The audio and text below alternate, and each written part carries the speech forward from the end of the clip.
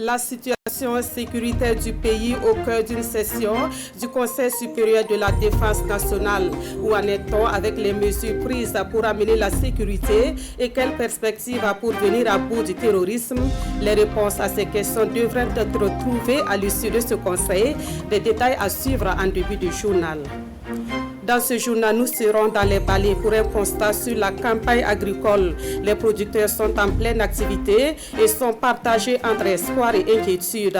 Des inquiétudes liées principalement à la pluviométrie et à la cherté des engrais. Témoignage à suivre dans une quinzaine de minutes. À l'étranger, nous parlerons des élections législatives au Sénégal. Au lendemain du vote, le camp présidentiel revendique la victoire alors que l'opposition conteste une actualité à suivre en fin d'édition.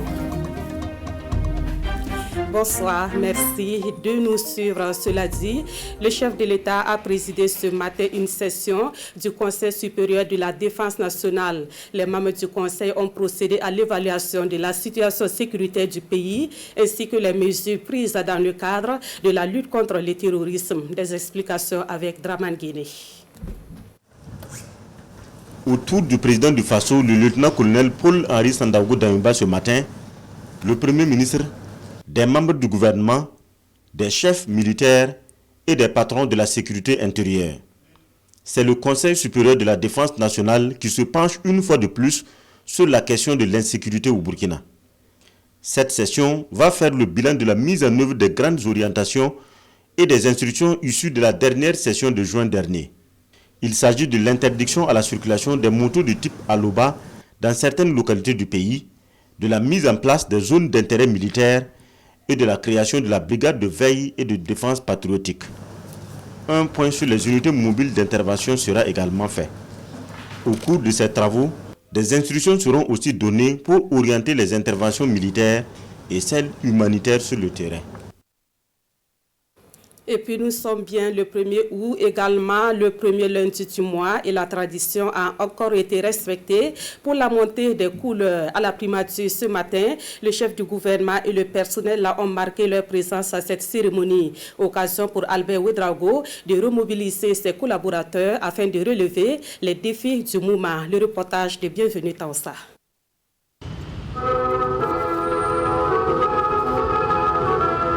7h30 en ce lundi 1er août 2022. La fibre patriotique vibre de nouveau, ici à la primature. Mobilisé comme il est de coutume les premiers lundis de chaque mois, le chef du gouvernement Albert Ouedraogo et ses collaborateurs fredonnent le Ditanien, l'hymne de la victoire. À cette cérémonie de montée des couleurs, le discours du chef de l'exécutif est celui de la remobilisation de chacun des acteurs ici présents autour des priorités du moment. Nous avons encore beaucoup de défis à relever. Nous sommes en train d'élaborer le programme d'urgence de la transition que je confie donc au cabinet, à l'équipe du cabinet, donc conseillers spéciaux. Mais surtout notre souci aujourd'hui, c'est justement donc la mobilisation des ressources pour répondre aux besoins urgents des forces de défense et de sécurité. Donc ce sont les dossiers brûlants à l'heure actuelle. Et donc je voulais vous demander donc plus d'abnégation au travail. Pendant ce mois d'août, généralement consacré aux vacances, il n'y aura pas de temps de répit ici à la primature. Contexte national oblige. Annonce du chef du gouvernement, Albert Ouedraogo. Même cérémonial et même ambiance ce matin au ministère de la Communication, de la Culture, des Arts et du Tourisme. La montée des couleurs a mobilisé la ministre et ses collaborateurs. Un moment symbolique pour exprimer leur attachement aux valeurs cardinales de la nation burkinabé. Le reportage de Alidou Badzini et Jérôme Tendano. Premier lundi du mois d'août au ministère en charge de la communication, il est 7h25. Le chef du département, ses collègues et ses collaborateurs sont prêts pour la montée des couleurs. 7h30, la fanfare de l'Institut national de formation artistique et culturelle INAFAC donne le tempo.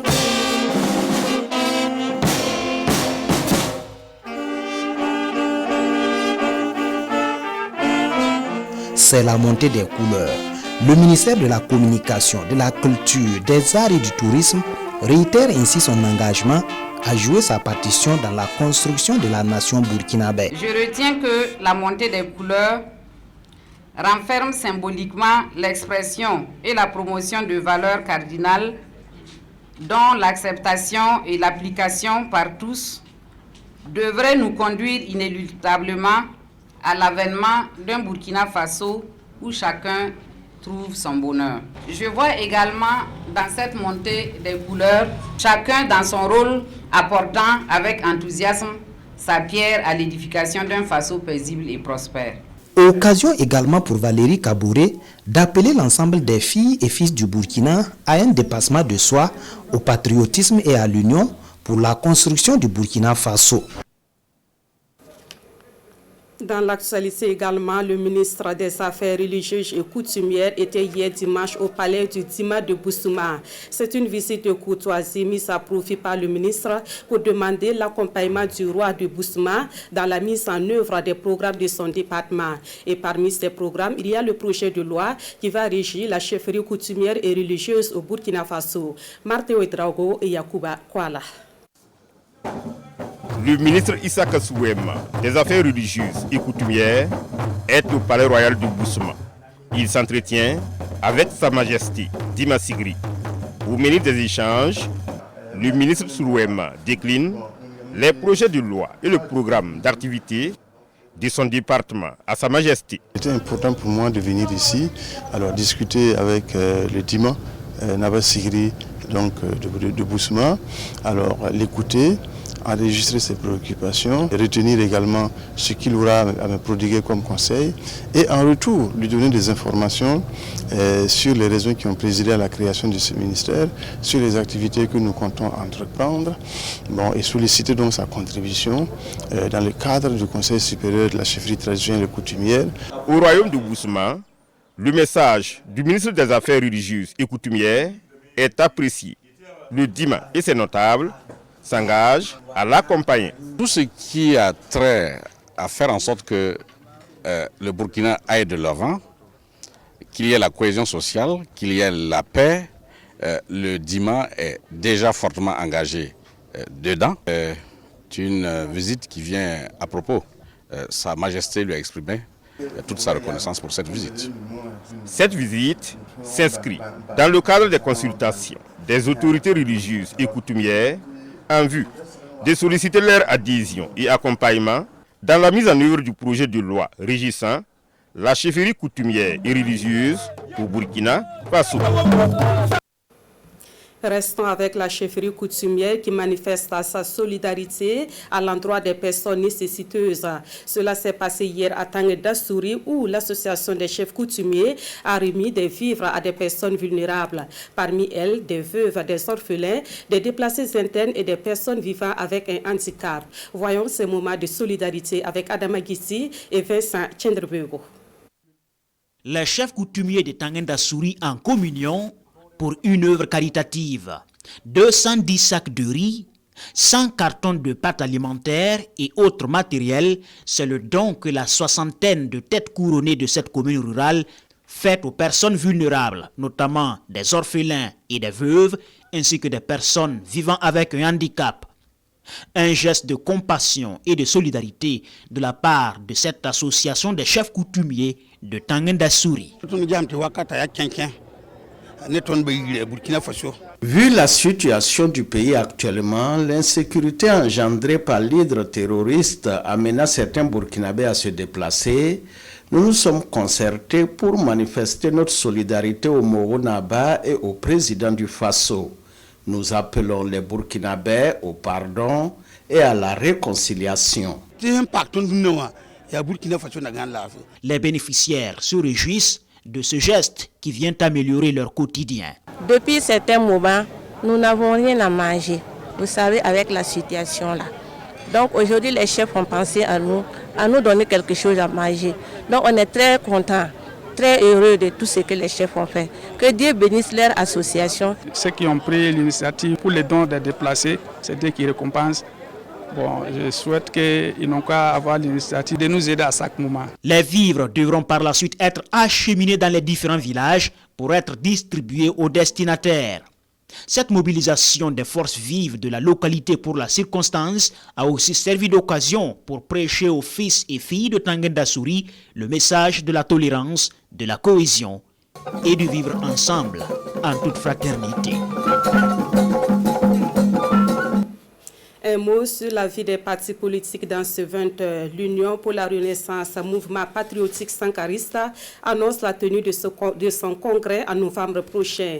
Un congrès pour mieux s'organiser et se conformer aux exigences du moment. En attendant ce rendez-vous, l'UNIR MPS donne sa position sur certaines questions d'actualité. Le point de la conférence de presse avec Bernard Kombelem et Sekou Zongo.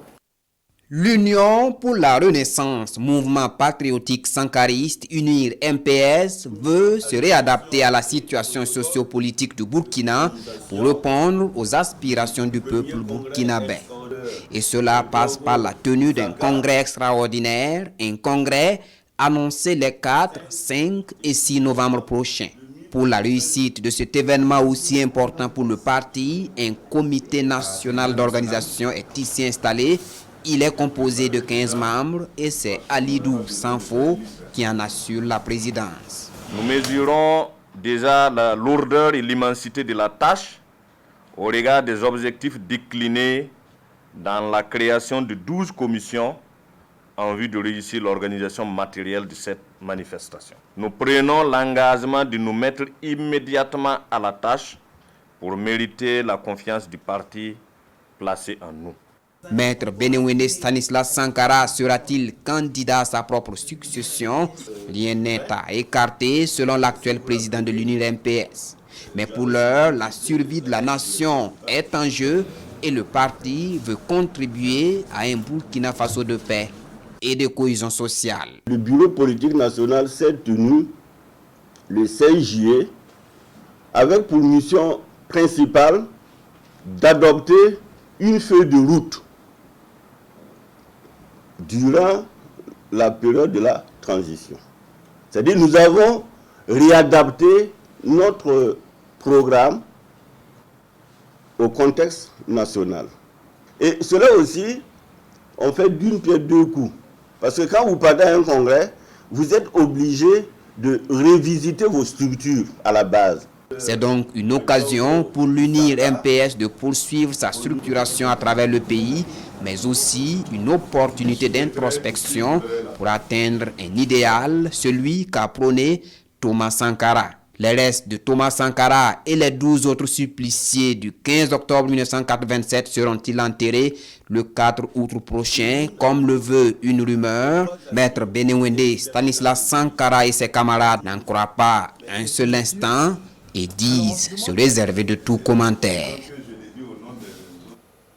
Plus de 16 000 entreprises à créer, des efforts pour augmenter l'offre en énergie et une politique de soutien à l'artisanat. Voici entre autres les performances réalisées en 2021 par le ministère du Développement industriel, du commerce, de l'artisanat et des PME. Toutes les actions menées pour booster le monde des affaires ont été présentées lors d'un cadre sectoriel de dialogue tenu le 28 juillet dernier. Nongba Kouda et Jérôme Tendano.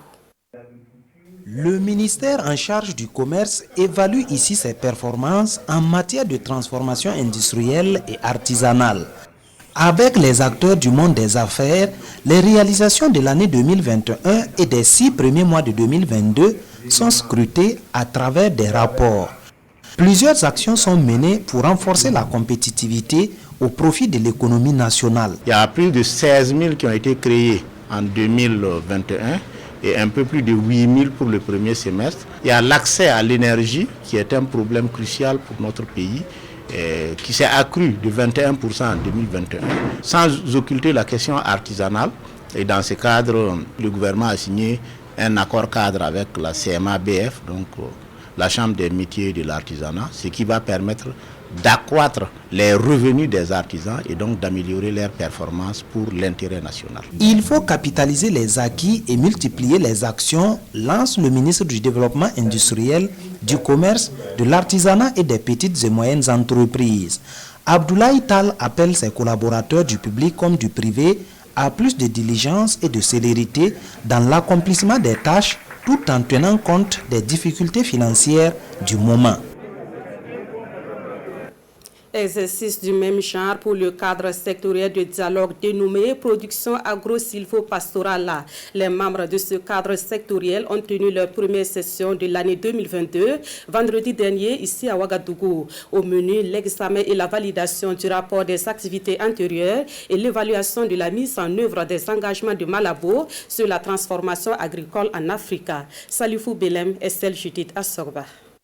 La présente session du cadre sectoriel de dialogue production agro-silvo-pastorale regroupe toutes les parties prenantes du secteur.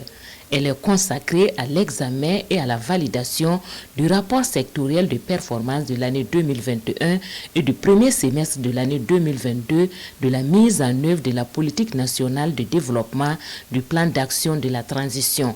Un rapport de performance qui, selon les experts, est en deçà des attentes malgré les multiples efforts déployés par le gouvernement et ses partenaires dans un contexte sécuritaire difficile avec ses lots de corrélats, mouvements massifs de population agricole, abandon de zones et facteurs de production agro-silvo-pastorale et faunique et l'inaccessibilité de certaines zones d'intervention pour ne citer que ceci. Il s'agit ici pour ces acteurs d'apprécier ensemble les performances réalisées et de faire les meilleures options en termes de priorité d'intervention pour le second semestre de l'année 2022, voire les prochaines années. C'est l'occasion de se pencher véritablement sur les activités qui ont été conduites, sur les cibles qui ont été atteintes et surtout sur les défis qui se posent à nous actuellement, la restauration du territoire, le retour des personnes déplacées internes qui nous semble assez capital et ces personnes qui doivent aussi avoir accès aux moyens de production. Et j'espère que les échanges que nous allons avoir vont nous permettre d'avoir des orientations assez précises, assez claires, fixées bien sûr sur des priorités qui vont permettre au Burkina Faso d'assurer la sécurité alimentaire de ses populations et surtout de lutter efficacement contre le terrorisme. Cette rencontre va aussi servir de cadre à ces acteurs de prendre connaissance du troisième rapport biennal de suivi des engagements de Malabo sur la transformation de l'agriculture en Afrique présenté aux chefs d'État et gouvernement en février dernier. Quittons les salles de réunion et allons à présent sur le terrain pour voir comment se porte la campagne agricole. Le sujet nous conduit dans quelques champs de la province des Balais. La physionomie des champs donne de l'espoir, mais les producteurs font face à des difficultés liées à la pluviométrie et au manque des intrants. Constat et réaction avec Naba Ida Dabiré et Karima Ouedraogo. Souaïbou Dayo exploite un champ de 10 hectares à Siou dans la commune de Ouri. Il a débuté les opérations de semis depuis le 8 juin dernier. Actuellement, c'est le sarclage. Cette année, la pluie est venue tôt et puis il a tombé bien.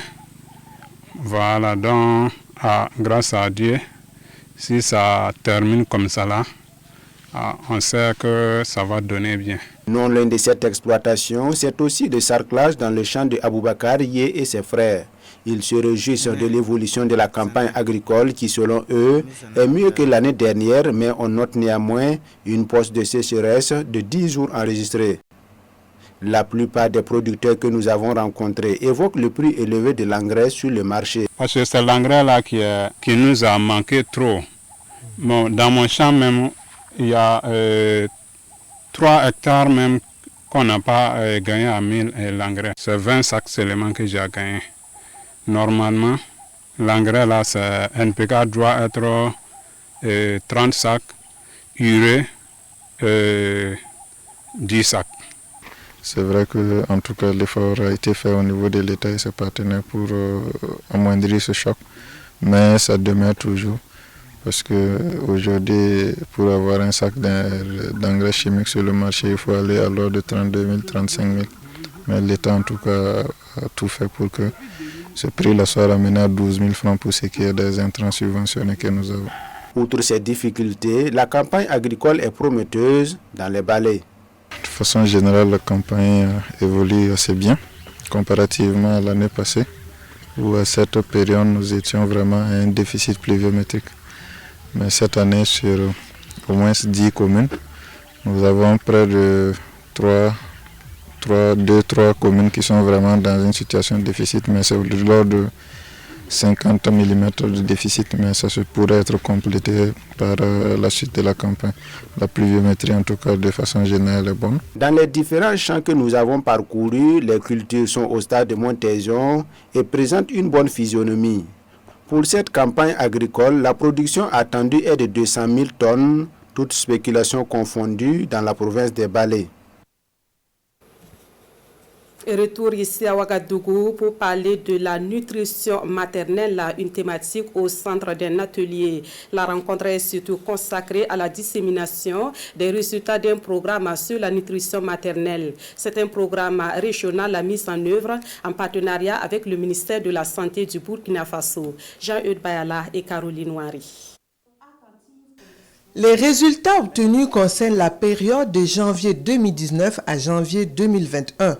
Au cours de ces 2 années, les partenaires techniques et financiers du Burkina ont procédé à des tests sur la faisabilité de la mise en œuvre d'un paquet intégré des soins prénataux offerts par le Burkina depuis 2017.